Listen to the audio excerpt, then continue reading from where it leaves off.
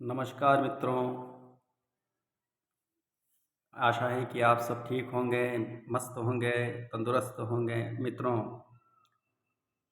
उच्च माध्यमिक शिक्षक भर्ती प्रक्रिया मध्य प्रदेश शासन मंडल द्वारा निकाली गई हैं। इस परीक्षा के अंतर्गत कई महत्वपूर्ण प्रश्न हिंदी विषय में पूछे जाएंगे।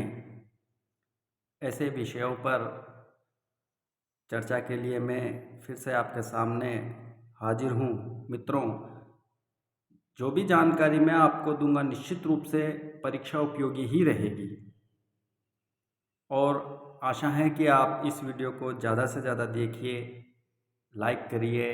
अपने जो वर्ग 1 की तैयारी कर रहे हैं मित्रों हिंदी विषय से, उन तक पहुंचाइए। इन्हीं शुभकामनाओं के साथ में धन्यवाद। मित्रों, आज अपन पढ़ने वाले हैं जो कि आपके सिलेबस में दिया हुआ है, आदिकाल की विशेषताएं अपन पढ़ने वाले हैं। बहुत अच्छी तरह से मित्रों अपन शॉर्टकट में पढ़ेंगे ताकि कम समय में जो है अपन उस पढ़ाई को पूरा कर सकें। मित्रों, आज अपन पढ़ने वाले हैं आदिकाल की विशेषताएं। ठीक है मित्रों, आदिकाल की विशेषताएं।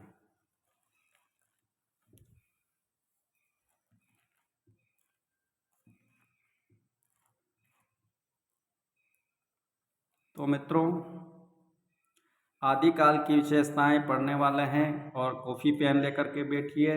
जो चीज़ इम्पोर्टेंट लगे उसको अंडरलाइन कीजिए और अपनी कॉफ़ी में लिखिए। मित्रों, सामान्य रूप से 10वीं शताब्दी से लेकर 14वीं शताब्दी तक का काल हिंदी साहित्य के इतिहास में आदिकाल के नाम से जाना जाता है। तो मित्रों, यहाँ पर एक बात आई है कि 10वीं सदी से लेकर 14वीं सदी तक, 10वीं सदी से लेकर 14वीं सदी तक का काल आदिकाल के नाम से जाना जाता है। मित्रों, आदिकाल नाम आचार्य हजारी प्रसाद द्विवेदी ने दिया था और एक काल विभाजन भी उन्हीं का है। 10वीं सदी से 14वीं सदी तक का उन्होंने माना है। तो मित्रों, नामकरण की दृष्टि से यह नाम बहुत विवादास्पद भी रहा है और आचार्य रामचंद्र शुक्ल ने साहित्य की प्रमुख प्रवृत्ति के आधार पर इसका नाम वीर गाथा काल किया है। वीर गाथा काल शुक्ल द्वारा यह नाम उन्होंने साहित्य की प्रवृत्ति के आधार पर वीर गाथा काल नाम दिया है। मित्रों, इस काल की परिभाषा, इस काल की प्रवृत्तियां पर निम्न तरीके से देख सकते हैं।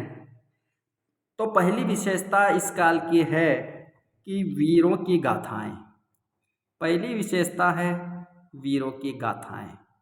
बहुत शॉर्टकट में अपन पढ़ेंगे मित्रों। अब वीर गाथात्मक रचनाओं की प्रचुरता आदिकाल में सर्वप्रमुख प्रवृत्ति रही है।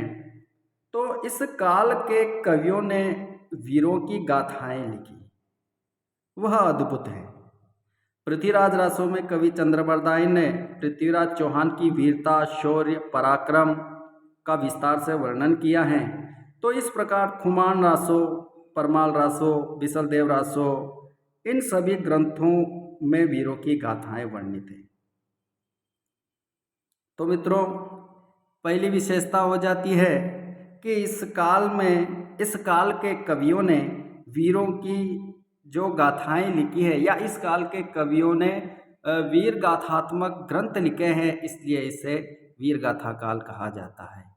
वीर गाथात्मक ग्रंथ लिखे हैं, इसलिए इसे वीर गाथात्मक काल के नाम से भी जाना जाता है।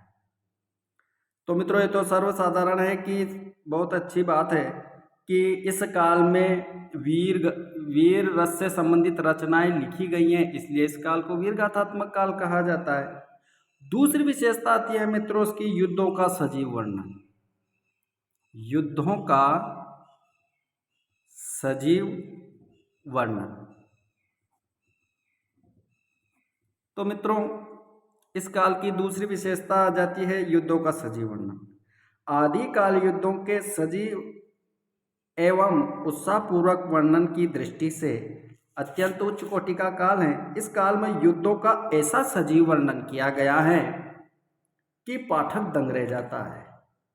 इसका कारण इस काल के कवि ने सिर्फ कविता करते हुए बल्कि राजा के साथ युद्ध में भी हिस्सा लेते थे। इस काल के जो कवि होते थे वो न कि कविता करते थे, न कि कविता करते थे,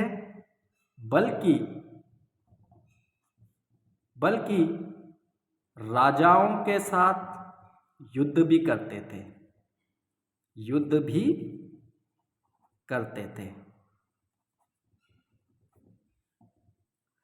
तो मित्रों, और जब वो राजाओं के साथ में जाते थे तो वहाँ का जो जीवंत दर्शन है, वहाँ की जो जीवंत स्थिति है, उस स्थिति को आंखों देखा हाल वो अपनी रचनाओं में करते थे। आंखों देखा हाल वो अपनी रचनाओं में लिख देते थे। तो इस प्रकार से युद्धों का सजीव वर्णन इस काल में सबसे ज़्यादा मिलता है। और मित्रों, ये कवि न कि राजा के साथ युद्ध में जाते थे बल्कि राजा के कंधा से कंधा मिलाकर शस्त्र चालन, रणभेरी ललकार, युद्ध के बाजे बजना और उनके साथ में ये तलवारें भी चलाते थे। तो मित्रों, पहली विशेषता बनती है कि भाई इस काल में वीरगाथात्मक जैसे सर्वविदित है और युद्धों का सजीव वर्णन इस काल में किया गया। और युद्धों का सजीव वर्णन इसलिए है क्योंकि इस काल के जो कवि थे वो कवि राजाओं के साथ में युद्ध क्षेत्र में जाते थे, युद्ध के मैदानों में जाते थे और वहाँ की वस्तु स्थिति देख करके उसके आंखों देखा हाल अपनी कविताओं के माध्यम से फिर वो लिखते थे। और कहने के लिए थोड़ा आश्चर्य की बात है मित्रों कि इसकी तीसरी विशेषता है श्रृंगारिता। अब वीरगाथा काल कह दिया तो वीरों की रचना आचार्य रामचंद्र शुक्ल ने मात्र 12 रचनाओं के आधार पर इस काल को वीरगाथा काल नाम दिया है। मात्र 12 रचनाएं। अब मात्र 12 रचनाओं के नाम पर अब श्रृंगारी काल कैसे कह दिया? ये बड़ी विचित्र सी बात आ गई कि श्रृंगारी काल कैसे कह दिया। तो इस काल में वीरता के साथ साथ श्रृंगार की प्रवृत्ति भी पाई जाती है। इस काल में वीरता के साथ साथ श्रृंगार की प्रवृत्ति भी पाई जाती है। और मित्रों, उस समय राजा अपने राज्य और गौरव की रक्षा करने के लिए राजकुमारियों से विवाह करते थे। उस समय के राजा अपने आप की रक्षा करने के लिए, अपने राज्य की रक्षा करने के लिए वो राजकुमारियों से विवाह करने के लिए युद्ध किया करते थे और युद्ध के पीछे नारी भी केंद्रित हुआ करती थी। इसलिए हम इस काल की कविता में श्रृंगार के चित्र अधिक मिलते हैं। मित्रों, अगर वो जो 4 ऑप्शन बना करके दे दे कि वही कई इस काल की निम्नलिखित में से विशेषता हैं, एक दे दे वो 3-4 विशेषता बना के दे ले श्रृंगारी काल आ जाए, तो वहाँ पर ऑप्शन गलत भी हो सकता है क्योंकि श्रृंगारी काल था। वीर गाथा काल में श्रृंगारती की रचना गिनी चुनी रचनाएं वीर गाथा काल में की गई हैं। तो उस समय जो है वीर गाथात्मक काल में श्रृंगारिक काल की रचनाएं होती थी। चौथी बात आती है मित्रों कि आश्रयदाताओं का यशोगान। आश्रय दाताओं का यशोगान। अब इस काल के जो कवि थे वो अधिकतर चारण कवि थे और चारण कवि थे। और चारण कवियों का मुख्य विषय आश्रयदाताओं का बखान करना, आश्रयदाताओं का बखान करना, उनका यशोगान करना, ये उस समय के कवियों की प्रवृत्तियां थीं। इस काल के अधिकांश कवि राज्याश्रित हुआ करते थे। इस काल के अधिकांश कवि यानी कि राजाओं पर आश्रित रहते थे। और इस काल के कवि राजाओं को प्रसन्न करने के लिए, राजाओं को प्रसन्न करने के लिए उनके यशोगान की कविताएं लिखते थे। तो और लेकिन इस काल की महत्वपूर्ण विशेषताएं ये रही हैं नहीं है कि इस काल में राष्ट्रीयता की भावनाओं का अभाव रहा। राष्ट्रीयता की भावनाओं का अभाव रहा। अब राष्ट्रीयता की भावनाओं का अभाव कैसे? कि मान लिया जाए उस समय क्या होता था कि एक राजा हुआ करता था। अब ये राजा अपने विलासिता में और अपने राज्य को बचाने में ही लगा हुआ रहता था और अपने आप से सुरक्षा करने के लिए दूसरे विदेशी या किसी अन्य राजाओं से सहायता लेना, यानी कि ये सारे राजा एक छत्र छाया में एक साथ रह करके युद्ध नहीं लड़ते थे। अगर ये सारे राजा एक छत्र छाया में होकर के युद्ध लड़ते थे तो ये विदेशी जो आक्रमण हुए हैं उनको ये खदेड़ फेंक देते थे। लेकिन ऐसा नहीं हुआ। कारण क्या है? राष्ट्रीयता का अभाव। कि उस समय के कवियों में जो है, उस काल में जो है राष्ट्रीयता का अभाव पाया जाता है। और मित्रों, इस काल की विशेषता है प्रामाणिकता संदिग्ध। इस काल की जो रचनाएं हुई, आदिकाल वीर गाथात्मक रचनाओं की प्रामाणिकता संदिग्ध हैं। जैसे पृथ्वीराज रासो, बीसलदेव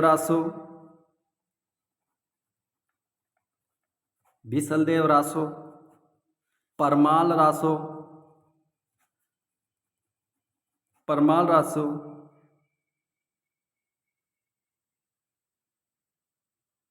इन सभी ग्रंथों में विवाद की स्थिति बनी हुई है। इनकी प्रामाणिकता पर संदेह है। इसलिए इस काल की मुख्य विशेषता रही है कि इस काल में प्रामाणिकता का अभाव रहा है। संदिग्ध, इसकी प्रामाणिकता संदिग्ध रही है। और बहुत संक्षिप्त साहित्य में अपन मित्रों पढ़ेंगे। अब अगली विशेषता आती है दरबारी काव्य, दरबारी साहित्य। अगली विशेषता आती है दरबारी साहित्य। आदिकाल के प्राय सभी कवि राजाश्रित थे। ये ऊपर भी अपन ने चर्चा कर ली है कि सभी कवि राजाश्रित थे, यानी कि राजाओं पर आश्रित थे। इसलिए आदिकालीन साहित्य में सामंती जनजीवन का चित्र ही प्रमुख रूप से उभारा गया है। यानी कि ये जो कवि हैं, ये राजाओं के दरबार में रहते थे और राजाओं के दरबार में रहकर के, सामंतों के दरबार में रहकर, जागीरदारों के दरबार में रहकर इन्होंने सिर्फ उनके जीवन चरित्र का ही वर्णन किया है। यानी कि यहाँ पर जनता के जीवन का, जनता के सुख दुख का किसी भी प्रकार से वर्णन नहीं किया है। आदिकालीन साहित्य में जहाँ एक ओर जनजीवन से संपर्क का अभाव मिलता है, वहीं दूसरी ओर सामंत राजाओं, जागीरदारों, राज दरबारों, राजनिवासों, के जो आचार विचार हैं, भोग विलास है, ऐश्वर्य जीवन है, इन्हीं की झलक अपने को इनके ग्रंथों में मिलती है। यानी कि राजा की विलासिता, राजा की विलासिता, राजा का दरबार और राजा राजा के रनिवास, उनके रहने का स्थान, राजा के रनिवास आदि बातों का ही इन ग्रंथों में जिक्र किया गया है मित्रों। इसलिए ये जो साहित्य है ये क्या है, दरबारी साहित्य है, क्योंकि वो राजाओं के साथ रहते थे, राजाओं के साथ युद्ध में जाते थे, राजाओं के साथ युद्ध करते थे और उनका सारा जीवन कविता जो है वो राजाओं की बखान करने में ही निकल गया। तो वो राजा की विलासिता का वर्णन, और राजा के खिलाफ वो लिख भी नहीं सकते थे कि जनता की किस प्रकार स्थिति है, जनता का हाल कैसा होगा, वो राजा के बारे में, वो जनता के बारे में कुछ लिख नहीं सकते थे। उनका विषय था सिर्फ राजाओं का गान करना, राजाओं की प्रशंसा करना, ये उनके प्रमुख विषय बने हुए थे। तो मित्रों, इसके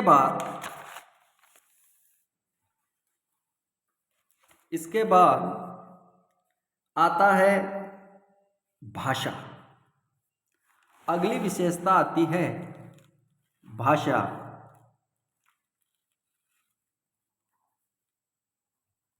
भाषा, अब मित्रों भाषा के अंतर्गत इम्पोर्टेंट आप नोट करना इसमें कि आदि काल में अपभ्रंश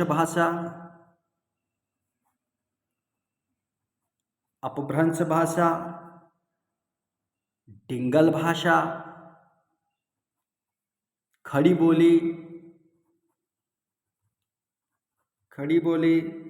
मैथिली, इन 4 भाषाओं का प्रयोग हुआ है। इन 4 भाषाओं का प्रयोग हुआ आदिकाल में, इन 4 भाषाओं का प्रयोग हुआ। अब इन 4 भाषाओं में सिद्ध कवियों, कुछ जैन आचार्यों, कुछ नाथपंथियों आदि ने इन भाषाओं का प्रयोग किया है। और जैसे सिद्ध कवि हुए, जैसे जैन आचार्य हुए,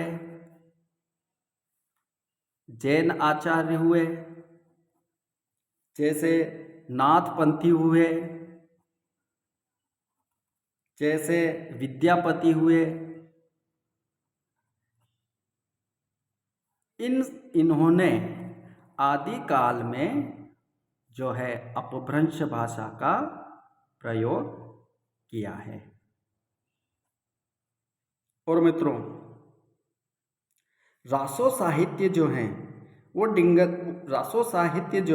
वो डिंगल भाषा में लिखे गए हैं।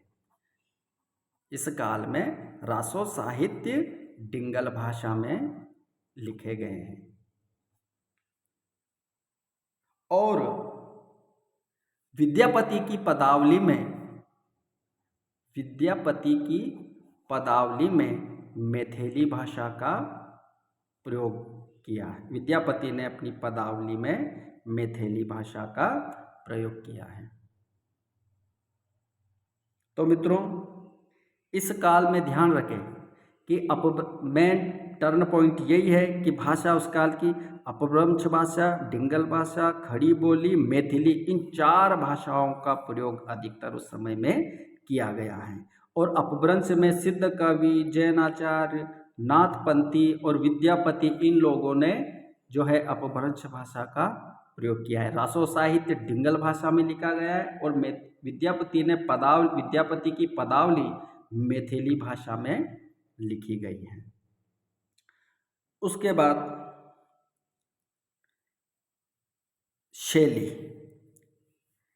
चौथा आता है शैली। चौथा आता है इसमें शैली।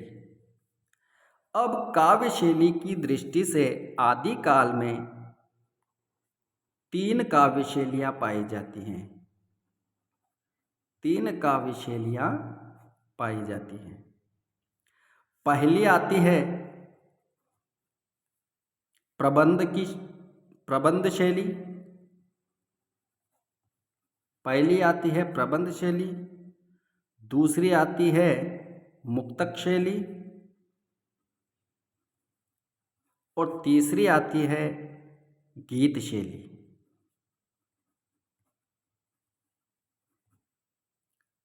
और प्रबंध शैली में इस काल में लिखे गए पृथ्वीराज रासो और कीर्तिलता, विद्यापति की कीर्तिलता, ये प्रबंधात्मक शैली में लिखे हुए हैं। और मुक्तक शैली में जो साहित्य लिखा गया है वो सिद्ध और नाथों ने लिखा है। सिद्ध और नाथों ने मुक्तक शैली में साहित्य लिखा है।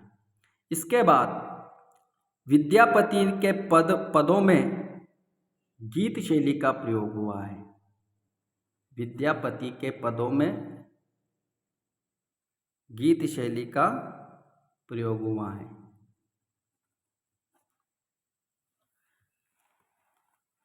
मित्रों, आदिकाल में गद्य शैली का श्री गणेश हुआ है। आदिकाल में गद्य शैली का श्री गणेश हुआ है, ये भी ध्यान रखना है। आदिकाल में गद्य शैली का श्री गणेश हुआ।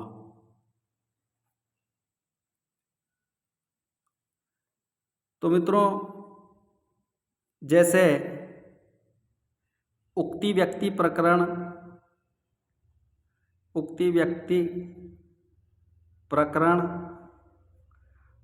जैसे वर्ण रत्नाकर, जैसे आदि रचनाओं में गद्य शैली का प्रयोग हुआ है। इन रचनाओं में गद्य शैली का प्रयोग हुआ है। और यह उक्ति व्यक्ति प्रकरण एक व्याकरण ग्रंथ है, एक व्याकरण ग्रंथ है। और वर्ण रत्नाकर एक कोश ग्रंथ है।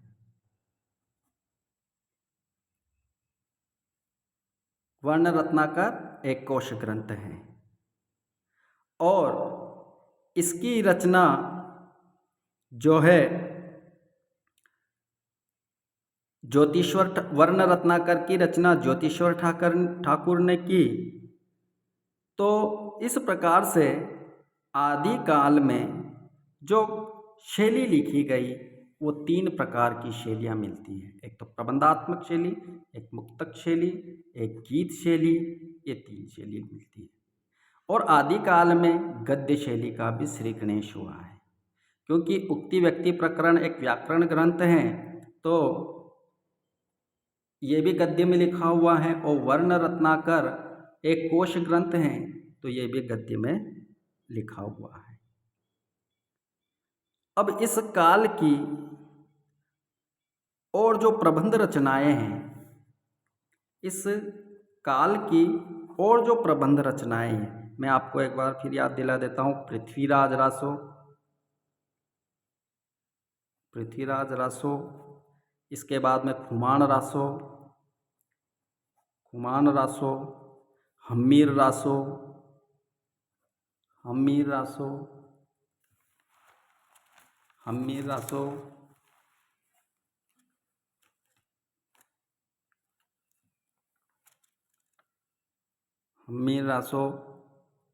संदेश रासक, ये प्रबंधात्मक कृतियां हैं। ये प्रबंधात्मक या प्रबंध काव्य हैं, प्रबंधात्मक कृतियां हैं। मुक्तक शैली की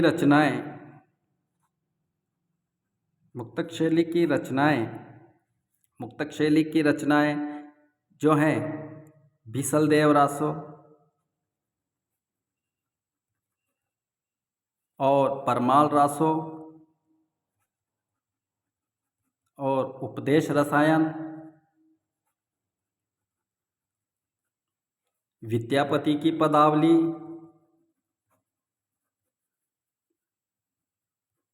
विद्यापति की पदावली और खुसरो की रचनाएं,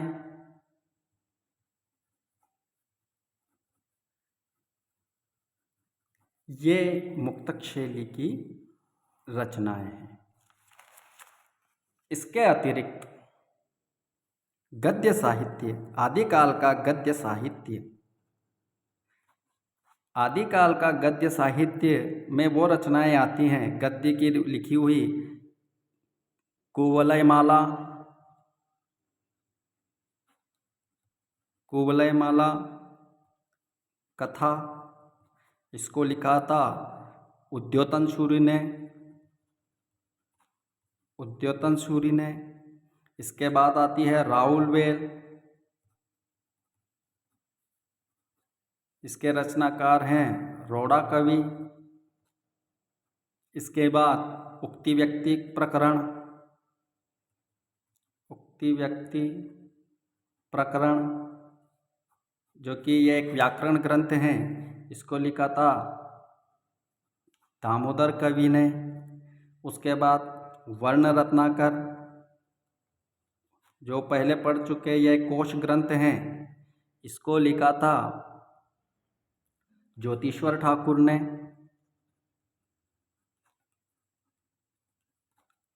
और कीर्तिलता, जिसके विद्यापति, कीर्तिलता विद्यापति। तो मित्रों, इस काल की जो पुनः अपन इस पर एक नज़र घुमाएंगे।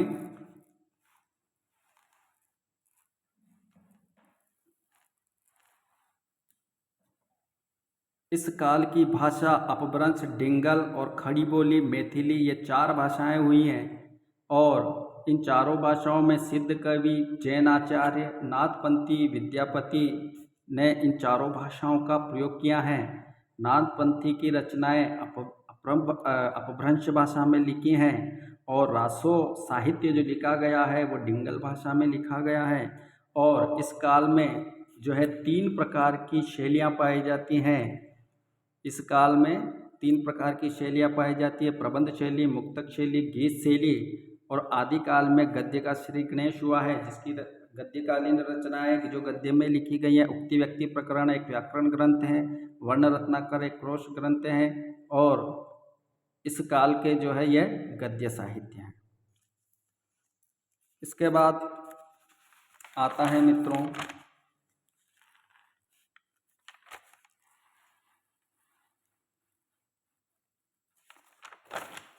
इसके बाद आता है रस। आदिकाल में, आदिकाल में अब रस